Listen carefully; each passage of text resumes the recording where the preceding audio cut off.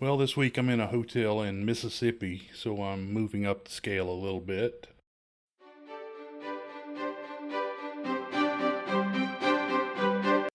Welcome to today's show. My name is John.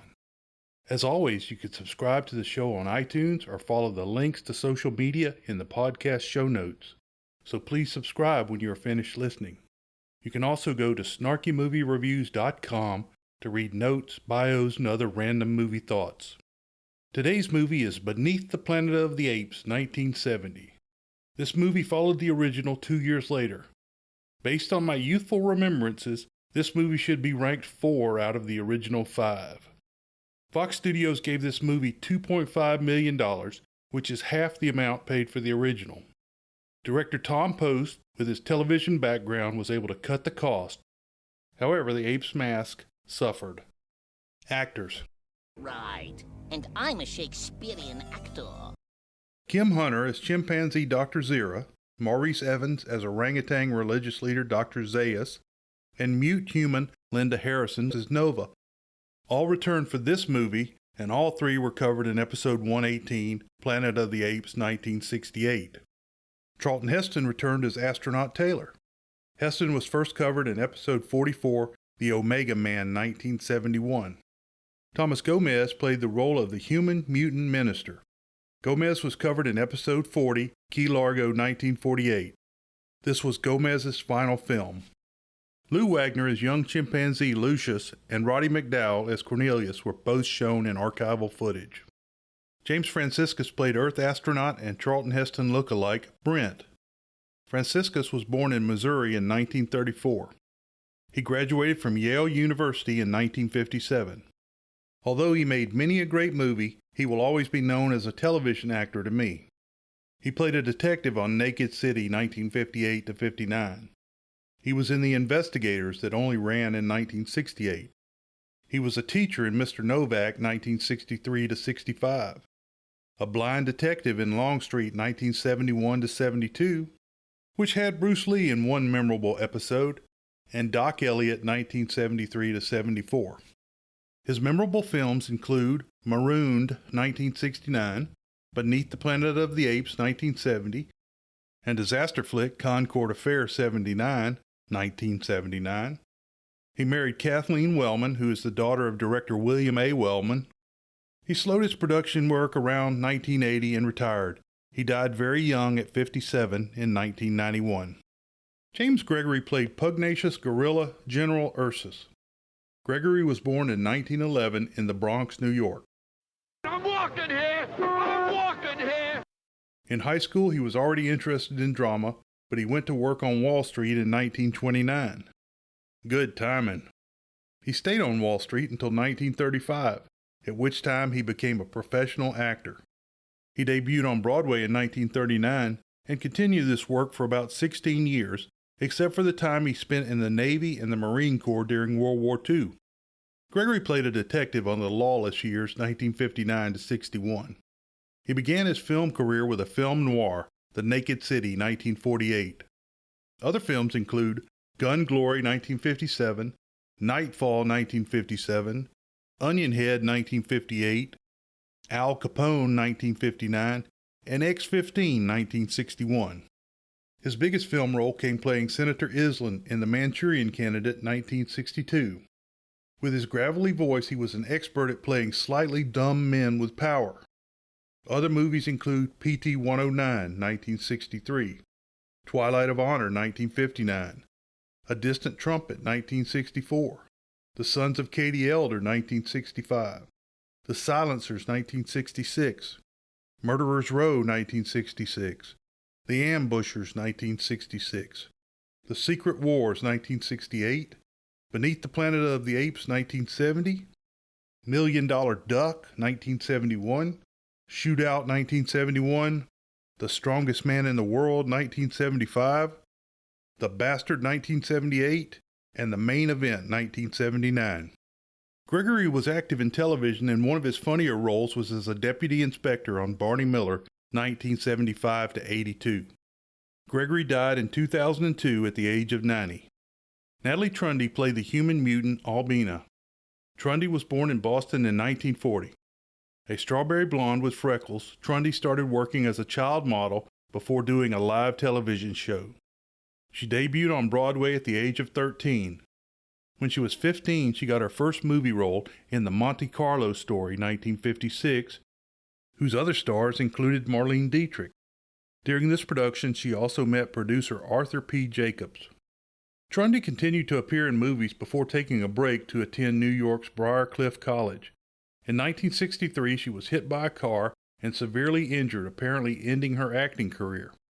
5 years later, she was reintroduced to Arthur P. Jacobs. The pair married in 1968. Jacobs, the producer of Planet of the Apes 1968, got Trundy roles in the 4 sequels. He died suddenly at the age of 51, ending her career a second time. Trundy took over the operation of the production company. She is still alive. They did have a diverse cast of human mutants. Victor Buono played one of the mutated humans, known unflatteringly in this movie as Fat Man, played the role of King Tut on television's Batman 1966-68. Don Pedro Colley played Ongaro, the only unmasked black person in the film, and he was run in the original credits as Negro. Gregory Sierra was in the role of Verger. Sierra played the Puerto Rican neighbor on Sanford & Son 1972-75 and was a regular on Barney Miller 1975-76 along with James Gregory. Story. Let me explain. No, there is too much. Let me sum up. This movie begins at the coolest archaeological site ever, by the ocean. They show clips from the Planet of the Apes 1968, covering from just before Taylor, Charlton Heston, and Nova, Linda Harrison, leave. Cornelius reads the warning about man, and they continue up to the bombed-out Statue of Liberty. Nova and Taylor continue into the Forbidden Zone, and it's a pretty crappy place. Something like Brownsville, Texas, with maybe just a little bit more water. The scene switches to another part of the Forbidden Zone. There's another ship similar to the one Taylor arrived in, but this one has been crashed and is burned. Astronaut Brent, James Franciscus, climbs out and gives aid to a wounded astronaut lying on the ground. The man on the ground is the captain of the ship, Todd Anderson. He is blind and has other injuries. When he finds that they have traveled forward in time and all his loved ones are dead, he gives up and dies.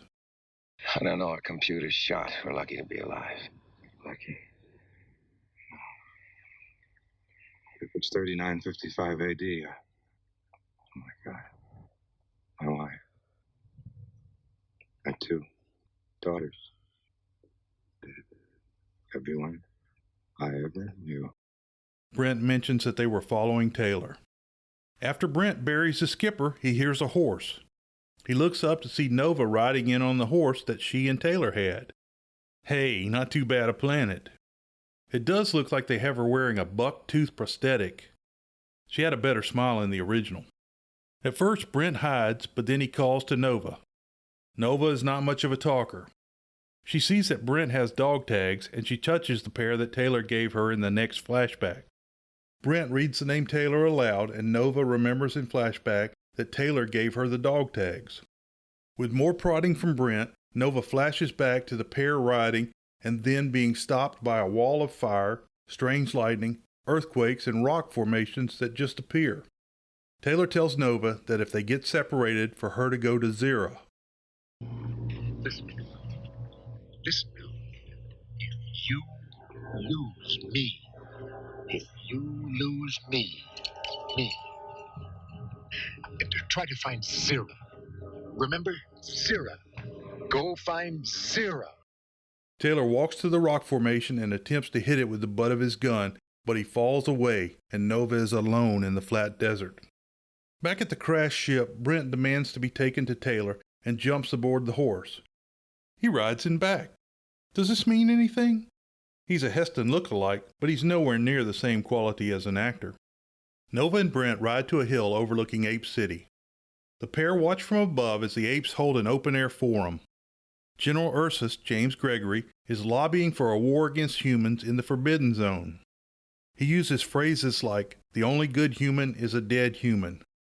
Lawgiver tells us that never will the human have the ape's divine faculty for being able to distinguish between evil And God, the only good human is a dead human.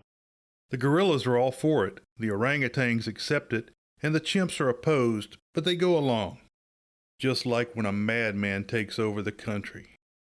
A gorilla, and this time they're wearing cheaper masks, hunts for Nova and Brent as the two flee on foot. I don't know what happened to the horse.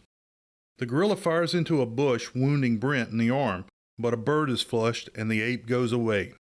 General Ursus and Dr. Zaius, Maurice Evans, meet in a sauna. General Ursus says the only one of 12 scouts that returned described the same stuff that Taylor saw before he disappeared. General Ursus also says the apes must invade or they will starve.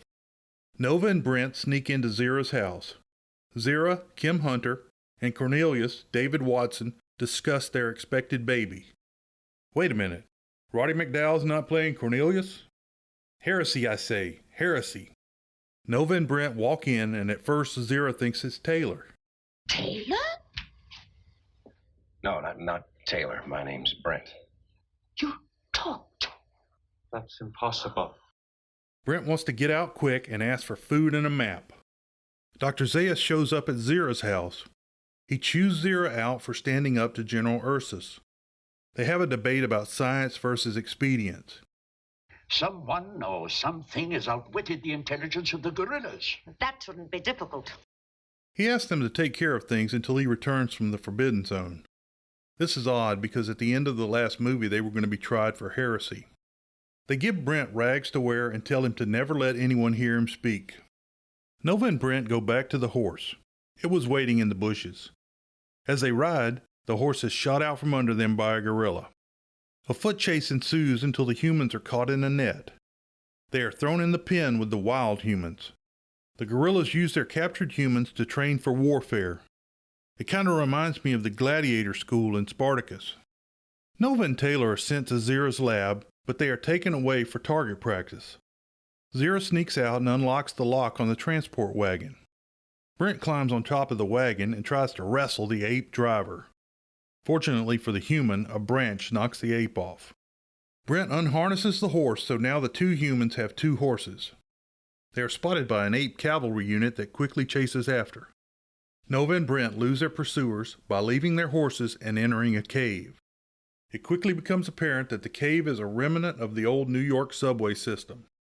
Brent sees that it is Queensboro Plaza, and he has to accept the truth that he is on Earth. He also realizes that humanity blew itself up. My God, did we finally do it?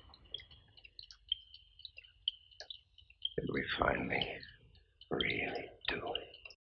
Back in Ape City, they're praying to their gods to give them victory in battle. The ape column heads out. There is a young chimpanzee peace protest. And we take initiative when they are in control. Oh, yes! More! No! No more lies! No more crap! No more guns! No more blood! Stop! Stop! Stop the war! Freedom! Freedom! But they are quickly hauled out of the way by the gorillas.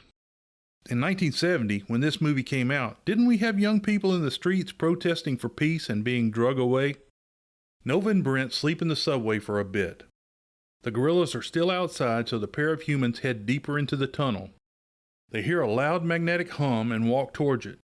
They wander through some tunnels before climbing a ladder into an upper air corridor. Brent thinks it is guiding them or warning them away. They come out in front of the New York Public Library, but are still underground as they walk by the Stock Exchange and Radio City Music Hall. Around East 51st Street, the sound stops. Brent keeps trying stagnant water sources. He'll be dead in a week. The water fountain turns on and they both get fresh water before the sound starts again. Brent tries to drown Nova in the water because of the brain noise. She takes it pretty good. Brent backs into a cathedral and the noise stops. On the altar by the pipe organ is a big gold atomic bomb labeled with Alpha and Omega. A man in robe praying talks to Brent with telepathy. A couple more robed guys take Brent in tow, while 3 other mutant people use mental power to watch. He is taken to the room, and it is actually 5 people.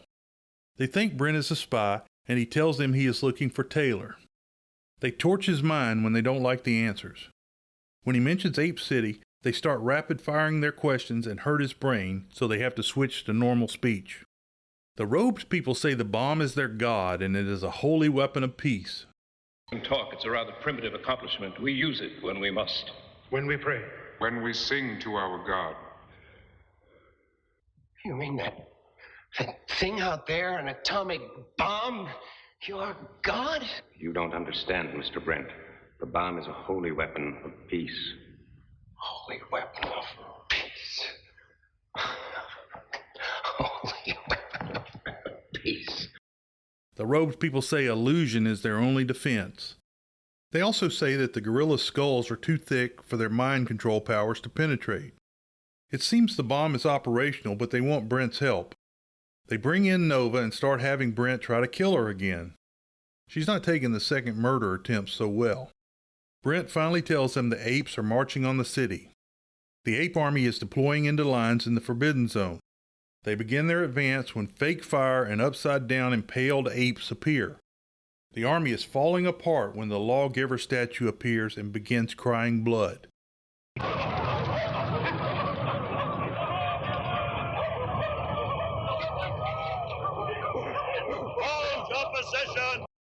Dr. Zaius realizes it's a false vision and rides forward. The images disappear. When the robed people see the apes are advancing again, they call all the members to the bombs. The apes see the burned-out city of New York. The robed people go to pray to the bomb. Brent and Nova are robed and brought in as well. The people prepare the bomb for launch. All the robed people pull off their masks and they are veiny mutants from the fallout. This is what I remember as a child. Following the ceremony, Brent is taken back to a cell where Taylor is being held. Taylor. You're Brent. My God, Taylor! How in the hell did you get here? I got here the same way you did. Spaceship, Ape City, subway. By yourself? No, Nova found me. Nova? She with you? Where? I don't know where she is. They separated us. They were trying to make me kill her. The guards use mind power to make the two Earthmen fight. Heston is winning because he's a better actor. Guard guy throws in a spiky club for Brent. Nova is being escorted down the hall, but when she hears Taylor, she bites the crap out of the guard and escapes. Nova yells or grunts, "Taylor!" This gives the two men long enough to kill their guard. Brent is wounded and he tells Taylor about the bomb. Taylor knows it's a doomsday bomb. Did they get it from Kubrick and Strangelove? Dr. Zaius and the ape army find the subway entrance. The ape attackers make it to the city and start killing. The three humans escape from the cell. The two men arm themselves, but a gorilla gets the jump on them and kills Nova before they can stop him. Nova? Nova. Oh, God. Should let them all die. Taylor has lost hope, but finally goes to stop the bomb. Dr. Zaius is destroying idols with his group. Finally, the apes break into the cathedral and see the robed man at the control of the bomb. The gorillas shoot the man down. You got,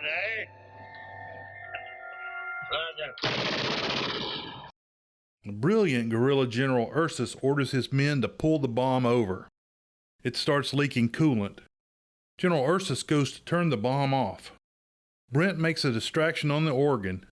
Taylor tries to come around, but the apes shoot him. Brent kills General Ursus and gets busy shooting gorillas. Taylor says to Dr. Zaius, "It's doomsday," and then he asks for help. Taylor, it's doomsday.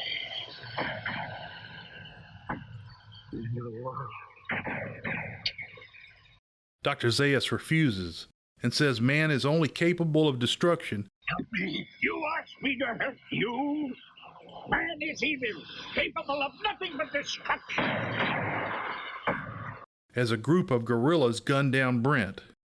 Taylor falls and intentionally sets off the bomb. With Taylor's hand on the controls, a voice tells that a small blue-green planet is dead. There are no special notes, and this movie's not really featured on any list, except as number 46 of 50 best sci-fi movies of the 1970s by Rolling Stone magazine. World famous short summary: Don't bring a knife to a gunfight. I hope you enjoyed today's show.